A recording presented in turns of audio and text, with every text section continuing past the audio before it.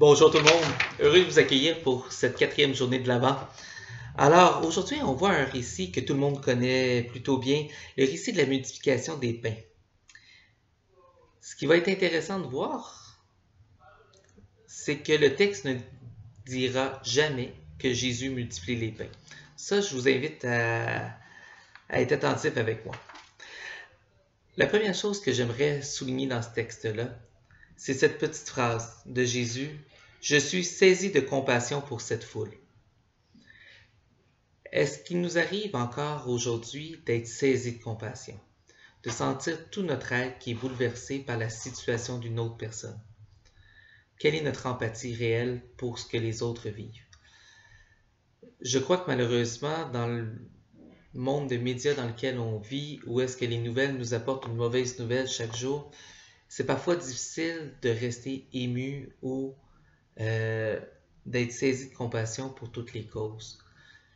Je dirais que dans un monde idéal, on réussit à épouser 1, 2, 3 causes dans notre vie, mais de s'y donner autant que possible, d'être vraiment saisi, transformé de l'intérieur pour cette cause et par cette cause.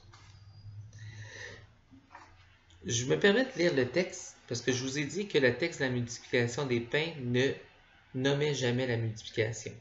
Alors, je pense que c'est important de prouver ce que j'avance.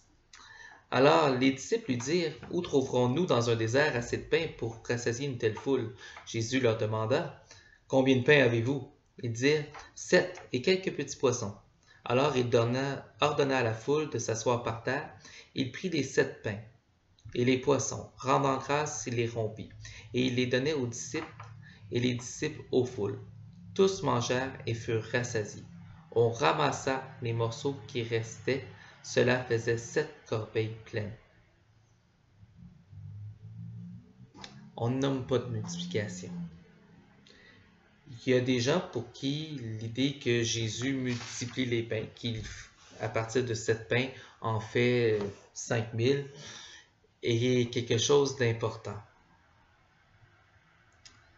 Pour moi, ce texte-là me parle beaucoup. Il fait asseoir les gens, initie un partage à partir de ce qu'il a, en rendant grâce à Dieu pour ce qu'il a. Et étonnamment, tout le monde mange à leur faim. Est-ce que le geste de partage initial que le Christ initie a transporté tous ces gens-là et suscité le partage? Est-ce que c'est véritablement une multiplication physique de pain? J'aime mieux la formule moins magique. Dans le cas où Jésus multiplie tous les pains, c'est David Copperfield 2000 ans avant le temps. Dans le cas où le Christ est celui qui initie humblement un mouvement de partage qui va donner éventuellement de grands fruits, ben ça c'est à ma portée et c'est à ta portée. On peut faire une différence à partir d'un geste de partage qu'on initie humblement parce qu'on a été simplement saisi de compassion pour une personne. En te souhaitant un beau temps de l'Avent, un beau temps de conversion, un temps où est-ce qu'on tourne notre cœur vers Dieu, je te souhaite beaucoup de paix et de sérénité et des engagements qui te font vivre. Belle journée à toi.